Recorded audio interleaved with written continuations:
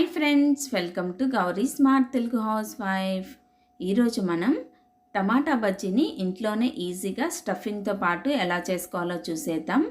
నేను ఇక్కడ చూపించిన విధంగా చేసుకుంటే మనం బయట పకోడీ బండి మీద తిన్నట్టుగా చాలా టేస్టీగా వస్తుందండి. ఈవినింగ్ స్నాక్గా తప్పకుండా ట్రై చేయండి. దానికైతే ముందుగా డీప్ ఫ్రైకి సరిపడా ఆయిల్ పెట్టుకొని ఆయిల్ బాగా వేడైన తర్వాత ఒక కప్పు కార్న్ఫ్లేక్స్ని ఫ్రై చేసుకోవాలి. ఆయిల్ బాగా వేడైన తర్వాత మాత్రమే కార్న్ఫ్లేక్స్ని ఫ్రై చేసుకోండి, లేదంటే ఆయిల్ని పీల్చేస్తాయి. ఫ్రై చేసి పక్కన పెట్టుకున్నాక ఒక కప్పు అటుకులను కూడా ఫ్రై చేసుకోవాలి. అటుకులు కూడా ఆయిల్ బాగా వేడైన తర్వాత మాత్రమే ఫ్రై చేసుకోండి. పెద్ద స్ట్రైనర్లో వేసి చేసుకుంటే ఈజీగా చేసుకోవచ్చండి. అటుకులకు బదులుగా మరమరాలు కూడా వాడుకోవచ్చు. అటుకులు వేయించుకొని పక్కన పెట్టుకున్నాక అరకప్పు పల్లీలను కూడా వేయించుకొని పక్కన పెట్టుకోవాలి.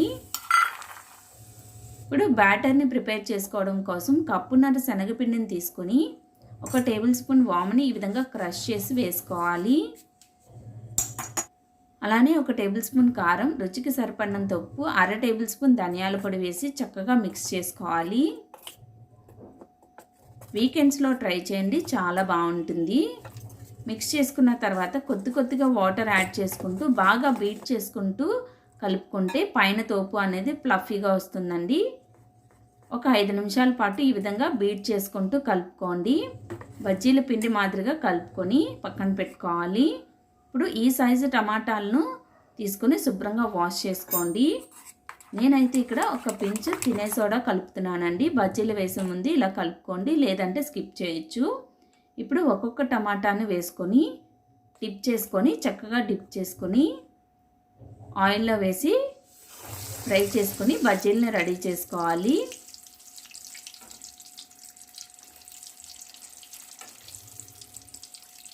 మంటని మీడియం ఫ్లేమ్లోకి టర్న్ చేసుకొని మాత్రమే ఫ్రై చేసుకోండి, హై ఫ్లేమ్లో పెట్టొద్దు. ఈ విధంగా ఒక్కొక్కటిగా వేసుకొని చక్కగా ఫ్రై చేసుకోండి. నిదానంగా ఫ్రై చేసుకుంటే చక్కగా వస్తాయి. మంచి రంగు వచ్చేంత వరకు ఫ్రై చేసుకొని టిష్యూ పేపర్ వేసిన ప్లేట్లోకి తీసి పక్కన పెట్టుకోవాలి.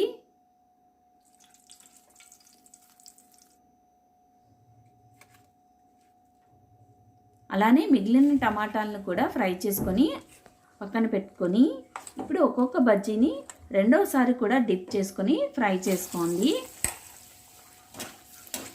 టమాటా కప్పుల్ని రెడీ చేసుకున్నప్పుడు పైన తోపు అనేది పల్చగా ఉంటే అంత బాగుండదు కదా, అందుకని రెండవసారి కూడా ఇలా బ్యాటర్లో డిప్ చేసుకొని బజ్జీల మాదిరి రెండవసారి కూడా ఫ్రై చేసుకుంటే టమాటా కప్పులు అనేవి చక్కగా వస్తాయి.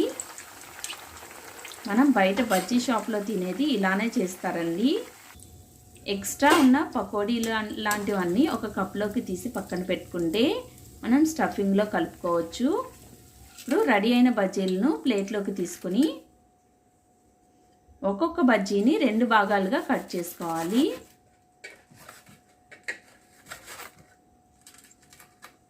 నేనైతే ఇక్కడ వేడిగా కట్ చేస్తున్నానండి. కొద్దిగా చల్లారిన తర్వాత కట్ చేసుకుంటే ఈజీగా చేసుకోవచ్చు.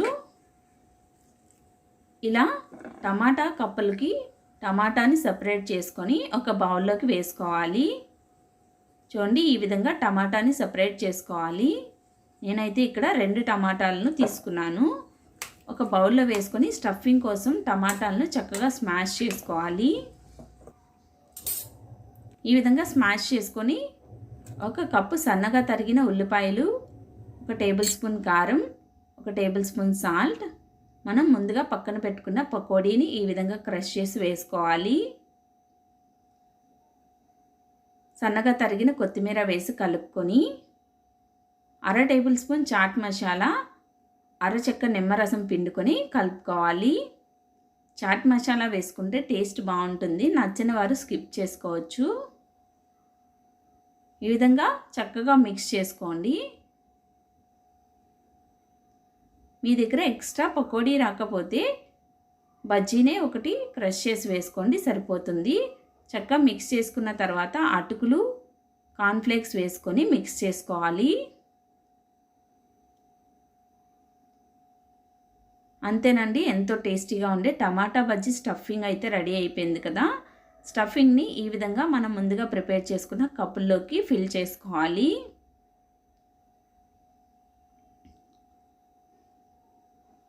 ఈ విధంగా టమాటా బజ్జీలోకి స్టఫింగ్ని చక్కగా ఫిల్ చేసుకోవాలి.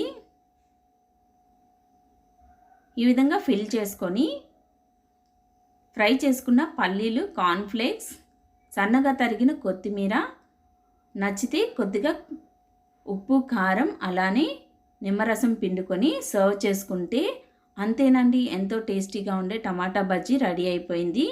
నచ్చితే తప్పకుండా ట్రై చేయండి. ట్రై చేసి లైక్ చేసి షేర్ చేయండి. మరొక మంచి రెసిపీతో మళ్ళీ కలుసుకుందాం. అంతవరకు బాయ్.